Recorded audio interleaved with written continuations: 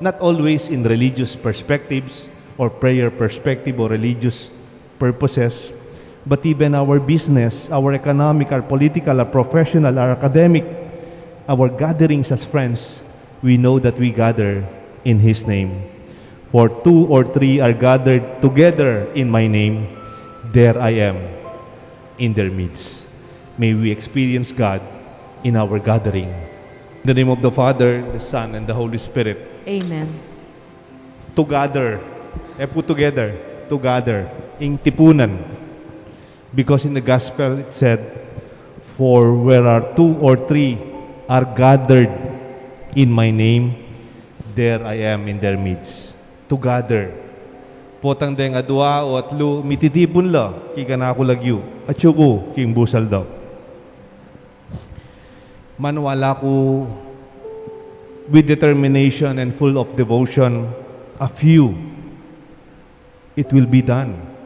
Or great changes in the world started with a few dedicated persons.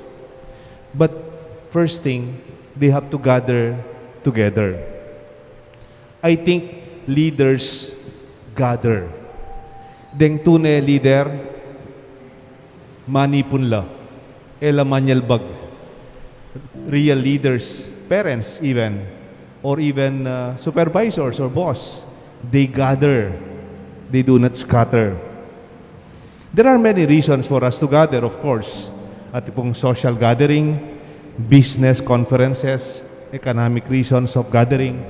Dakal no po ngayon itang political gatherings, tinang election next year. Ating professional gatherings, mag-seminar, mag-updating, kay miyaluwang paralan. Ating family gathering, your reunions, your meals every day. Hobby, nung para-pareho kong mag-jogging, para-pareho kong mag-bicycle, para-pareho kong mag-walking, or tennis, whatever, it is some kind of a natural gathering. There are people who gather in the name of health, or good health, or for academic reasons, deng mag-aral. Or I would say, religious gatherings like this. Gatherings are an expression of God's gift to us. And for me, as a priest, I would like to create good places for us to gather.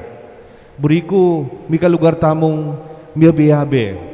Sorry, medyo bawal pa po ngeni. Lalo na ngening mika second level ng pandemic ng Delta virus. Pero otherwise, if you ask me, I would like to create a lot of place for people to gather for their conferences. Pota mag-meeting kayo, meeting place, reception area, dining hall, even coffee tables. Ketiking sapang bato, yung pangarap ko. Mika talaga lugar tamong bipagmitingan. After this Mass, atin tam PPC meeting. Mag-meeting kero ko keng garahe. Yurong kay sa ko. Multipurpose siya po. But there should be a place na talagang to gather. Tamiyabe-yabe kayong mag-aral, mag-prayer meeting, mag-discussion o may papagkwento. Because leaders create the hub of cooperation. They create the intersection of talents, interests, creativity, and passions. Today, our creative spirit must be called into practice. The adjustments and the adaptability of the reality that remains relevant and competitive in the midst of these pandemic limitations. We should discover new ways and new means of gathering together. Anyapin po, for me, success is the intersection of various gifts. The gathering of working for a common goal. Iting tunay tagumpe. Potang miyabi-yabi tang magobra para king metong paintungulan. Leaders, parents, teachers, they have their role encouraging and building confidence and supporting cooperation of gifts, collaboration of gifts in mission, facilitator of gifts in coordination, and inviting various charisma to work together, not alone. Tandaan po ninyo sa simbahan, kahit sa pamilya, hindi kanya-kanya. We gather in His name. And what we receive, whatever is given to us, we should receive it and celebrate it together. Kasi pwedeng meron kang talent, meron kakayahan, binigay sa'yo, pero hindi mo naman tinanggap. That's a big difference. Halimbawa, you gave me a talent, but I don't recognize it. I do not use it. I do not even share it. Then it is lost. Discover the talents, the gifts of your children. Let them not only be given, they should receive it with thanksgiving and celebrate it by using it with others. You can be given, but it's another thing to receive with gratitude. I believe leaders are opportunity makers, creating opportunities for others to work together to accomplish great works that we cannot accomplish on our own. Ang tunay na leader, gumagawa siya ng mga pagkakataon na kung minsan, hindi man pwede kung kanya-kanya lang tayo. If you are a leader, you gather people. Manipon ka. Manipon kang tao. One time, I was facilitating a pastoral planning in a parish. Their strategies is beautiful. When the new parish of Madapdap, because Madapdap is a parish where most of the people are from Bacolor. They are scattered. They were like diasporic. May kawa-kawa nila po. May nga paras la Bulaon, ting may nga paras Santa Lucia, ting may paras ketaking Madapdap. And the parish priest there was Father Kiko, and they facilitated it. You know their mission? Yapin po ini. Ing mangalap at manyese. To gather and to keep them together. To gather. Kasi may salbagla po eh. And to keep them together. And I think that is real church. Ing tipunan la, di kaya katamong kaparokya. Di kaya bekem pisamban kaya katang kabaryo. Potang misabi-sabi tamo to create the opportunity, that opportunity makers to put together the best talents together to achieve something greater that we cannot achieve alone. Creating the intersection of gifts, talents, and collaboration towards meaningful end, helping together with passion and various skills. Opportunity makers, in a positive way, create and seek people who are not like them, but partner with them. Kunyari mo po, potang miki cheng metong ay arkitekto, ampoing metong artist, ampoing metong ay engineer, potang piyabenaben mula itang creativity na ning artist, denaning design ning arkitekto, kay bating engineer, denaning structural, kay batati pang metong sumaw at inemang pondo, gifted materially. Then, there's something beautiful that happens. I hope and I pray that in our parish, we gather in the name of God. We gather not only for religious purposes. Ang yan po ang pagkwentutam for the goodness, for the good of our community. Para luminis siya po yung kayakatang sapa. Malakoy yung basura yung kayakatang baryo. Maging lang disiplinado tayong anak po ang bengina and olulwal, they will be safe with their family. Alang bisyo, alang masisirang panahon, then we have to work together and gather them in God's name.